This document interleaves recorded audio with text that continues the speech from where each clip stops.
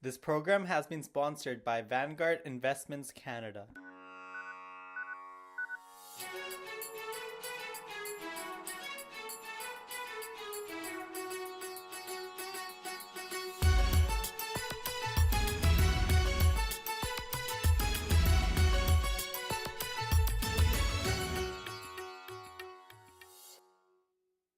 Welcome to this episode of the Harpreet Singh show. ਤੁਹਾਡਾ ਮੇਰਾ ਸਾਥ ਹੋਇਆ ਕਰਦਾ ਹੈ ਮੰਡੇ ਟੂ ਫਰਾਈਡੇ ਸਵੇਰੇ 7 ਤੋਂ ਲੈ ਕੇ 8 ਵਜੇ ਤੱਕ, ਮੰਡੇ ਟੂ ਥਰਸਡੇ ਰਾਤ ਨੂੰ 10 ਤੋਂ ਲੈ ਕੇ 11 ਵਜੇ ਤੱਕ, ਅਤੇ ਸੈਟਰਡੇ ਨੂੰ 2 ਵਾਰੀ ਸਾਂਝ ਪਾਇਆ ਕਰਨੇ ਆ, ਦੁਪਹਿਰ ਨੂੰ 2 ਤੋਂ ਲੈ ਕੇ 3 ਵਜੇ ਤੱਕ ਅਤੇ ਰਾਤ 8 ਤੋਂ ਲੈ ਕੇ 9 ਵਜੇ ਤੱਕ। ਇਸ ਪ੍ਰੋਗਰਾਮ ਵਿੱਚ ਹਮੇਸ਼ਾ ਹੀ ਮੇਰੀ ਕੋਸ਼ਿਸ਼ ਹੁੰਦੀ ਹੈ ਕਿ ਉਹ ਲੋਕਾਂ ਨੂੰ ਬੁਲਾ ਕੇ ਉਹਨਾਂ ਦੀ ਇਨਫੋਰਮੇਸ਼ਨ ਸ਼ੇਅਰ ਕੀਤੀ ਜਾਵੇ, ਉਹਨਾਂ ਦੀ ਜੋ ਨੌਲੇਜ ਹੈ, ਤਾਂ ਕਿ ਸਾਨੂੰ ਮੈਸੇਜ ਮਿਲ ਸਕੇ, ਅਸੀਂ ਇਨਫੋਰਮ ਹੋ ਸਕੀਏ, ਅਸੀਂ ਐਜੂਕੇਟ ਹੋ ਸਕੀਏ ਅਤੇ ਇੰਪਾਰਟ ਹੋ ਸਕੀਏ।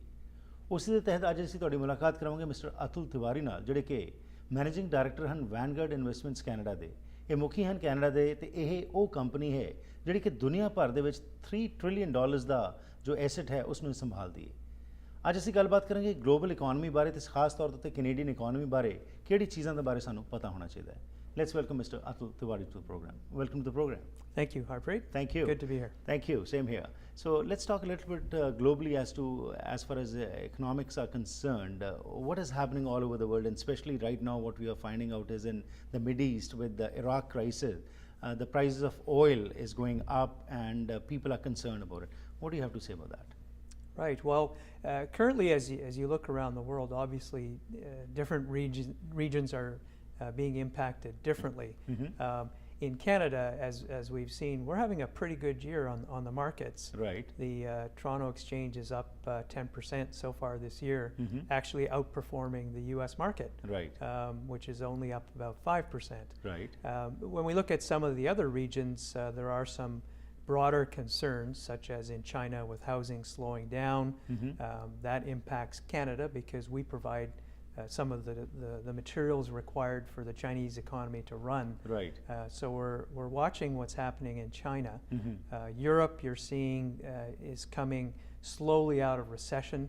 Right. Certainly it's looking better in Europe now than it did, say, 1 or 2 years ago. Mm-hmm. And so that situation is stabilizing.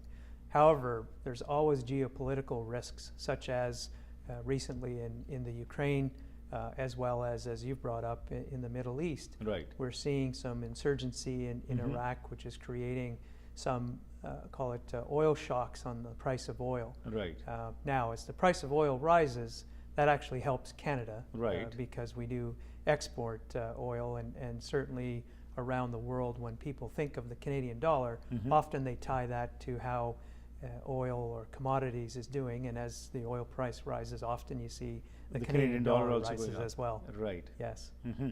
So when we talk about globally, things are not very stable, but as far as Canada is concerned, tell us a little bit in details about where does Canada stand today, especially because the interest rates are very low right now still, and in the coming months, years, what's happening, and how will this instability around the world impact Canadian economy? Right. In Canada, we've been fortunate, as you know, over the years, we've weathered the recession very well. Mm-hmm. Our interest rates are low. The government has, as well as Bank of Canada, has done a very good job of managing the economy, and keeping rates low has helped the underlying factors in the economy as we wait for our biggest partner, being the United States, Right. to turn around. We export 70% of our goods to the United States. Mm-hmm. So as the U.S. economy picks up, obviously that helps Canada. The Bank of Canada, although they won't admit that they are trying to keep the Canadian dollar a bit lower, Mm-hmm. in fact, policies have kept the dollar lower, which has again helped our exports. Right. So what we're seeing in Canada right now is a fairly strong economy. We think that this will continue as the U.S. picks up speed. Right. Our economy will benefit. Mm-hmm. And as you've brought up commodities, with prices of the commodities as well increasing, Right. that will help us as we sell into other markets that purchase our goods. So overall, it looks like a fairly strong foundation for the Canadian economy. Mm-hmm. One thing to keep our eyes on is what people have been talking about for years, which has been housing. Right. And so Interestingly, in May, we hit the Oh, yeah. all-time high for housing in Absolutely. Canada. Right. So we've all been saying it's going to come down, it's going to come down. Right. But it's not happening that way. That's right. We haven't seen that yet. Right. So as that market continues to do well, Canadians will continue to feel pretty good about their net worth, and Right. what we'd like to see is continued spending, but we've got to be careful about the debt loads. Right. And that's where the concern for the Canadian economy comes in, Mm-hmm. which is ultimately interest rates will rise. Now that could be 1-2 years down the road, Right. but they will rise. Mm-hmm. And what we have to be careful about in Canada is that when the interest rates do rise, people can meet their debt obligations. Because if Right. they can't, Mhm. then we'll start seeing impacts on the housing market that won't be positive. Right. And that's really what the government and the Bank of Canada are Mhm. concerned about and are really watching. Right. So when we talk about the federal government, and as you talked about the recession also that we have gone through it, and when we see the G8 and G20 countries, Canada gets credit for that, the government policies which were introduced. So being an investment person, you have a much more knowledge. Tell us a little bit about it, that the government's policies, were they responsible for all growth what we are seeing in Canada? And also the policies which they are adopting now and trying to bring in a balanced budget and trying to cut going in for austerities and all that. So is it good for the country? The government does deserve a lot of credit for managing the economy very well through the downturn. Right. A number of the policies had been created by previous governments as Right. well as previous regulators. Mhm. And so really a couple of the most important things that the regulators and Canadian government had done previously were around housing. Right. And so by limiting the ability of Canadians to overextend themselves with Right. mortgages Mhm. and limiting the ability of banks to provide loans to individuals who, for example, didn't have an address or didn't have a job, Right. like we saw in the United States. Right. When the downturn started, Mhm. people were more able to, again, meet their mortgage obligations, Mhm. whereas in the U.S., that was not the case. And so Right. we saw what happened there. Mhm. And other policy that really impacts how things transpire in a downturn is Right. that in the United States, you may know that when you borrow money for a house, you can actually deduct your interest Right. Not here in Canada. your income taxes. Right. That's right.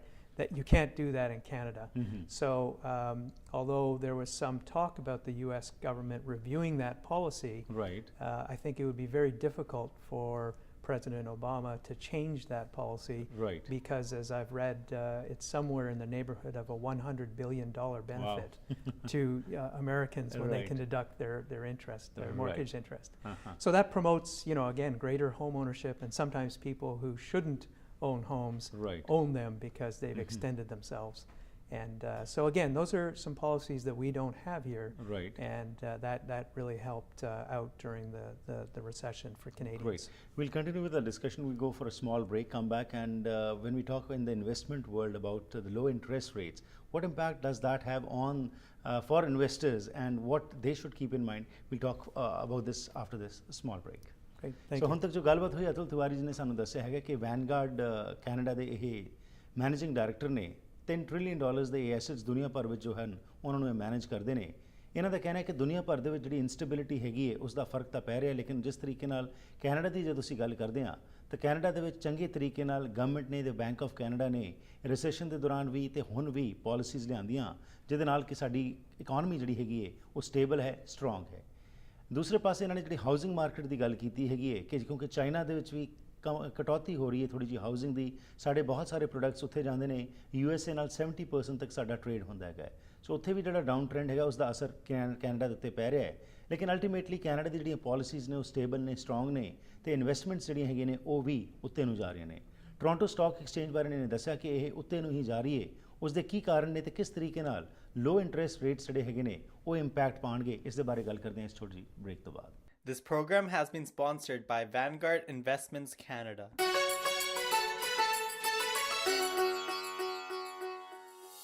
Once again, welcome back to the program.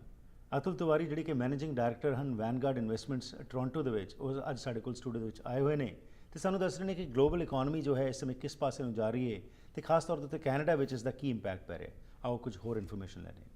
So before the break, like you mentioned, the historic interest rates are low, but definitely they won't be at this level, but they'll go up. But right now, when we see what impact these low rates are having on the investments. Sure, and maybe I can just talk a little bit about the philosophy Sure. Of investing at Vanguard. So, Right. Very much so, we believe that investors should take a long-term view to their investing. And so the most important thing for investors to focus on is having an appropriate asset allocation, Right. and that they also take a long-term approach, but rebalance their assets based on how assets have performed over time. Right. And so that's very important to keep in mind, because studies have shown that probably about 85 to 90% of the return that you get comes from your asset allocation, Right. not from choosing particular stocks or bonds or Okay. mutual funds. Right. So once you get your allocation correct, it's important that you have the discipline to stick with it. Right. So when we talk about interest rates rising or decreasing, it's important to keep that in mind, but also keep in mind that you're not just investing for a period of 6 months or a year. Right. You're really looking at probably 10, 20, 30-year Right. horizon. Okay. So that said, it's important that you keep a balance based on your objectives between stocks and bonds. Right. And also keep in mind the other things that you own, like your real estate assets, Right. because we talked a lot about Canadians having quite a bit of exposure to real estate. Right. So it's important to keep that part in mind as well. All of that said, as interest rates rise, the price of your bonds will go down. The Okay. value, the capital value always goes the opposite direction of interest rates. Right. And so we have seen amongst our advisors and clients less purchasing of long-term bonds, Right. because when the interest rates start to rise, the value of those bonds will decrease. Okay. And so when we do see people buying for their bond portfolio, often it's on the short end of the curve. They're not Right. buying out into the long future. Again, at Vanguard, we think it's important that you stick with your plan of both equities and bonds, Right. because bonds also serve another purpose in your portfolio, and that is to dampen the volatility of the returns that you get from your equities. Right. And so they do serve a purpose. We talked about what may happen if interest rates rise Right. with respect to your house. It's possible that as they rise, houses will decrease in value because of the fact that less people will be buying homes, and possibly some can't afford the homes that they currently have. But this we have been hearing for so many years now. People are saying now that's enough now. We have been hearing, but definitely the trend has been rising as far as the housing market is concerned. So on the other hand, when we talk about the housing market, the bubble, especially in the Greater Toronto area, there are a lot of condos coming up, or even in the Vancouver area also, or other metropolitan cities also. So with your background in investment, you said you should invest in bonds and shares and real estate also. Everywhere it should be according to what you feel where you can get some benefit. But what do you foresee in the coming years? Like when we talk about China also, or India also, now economy over there from that 8 to 10% it has come down. So Canada, what do you foresee, and what should the people keep in mind? Again, it's important to stay diversified. So Canada, on the equity side, only makes up 6% of the overall global stock market. Right. So it's really not that much. However, Canadians, because they know Canadian companies, love to invest in Canada. Right. What we would recommend to clients is that you take a diversified approach by geography, Right. as well as by sector. Okay. Because when you only invest in the Canadian market, you're getting overexposure to energy, materials, and financials. Right. You're not really getting exposure to, say, healthcare or technology.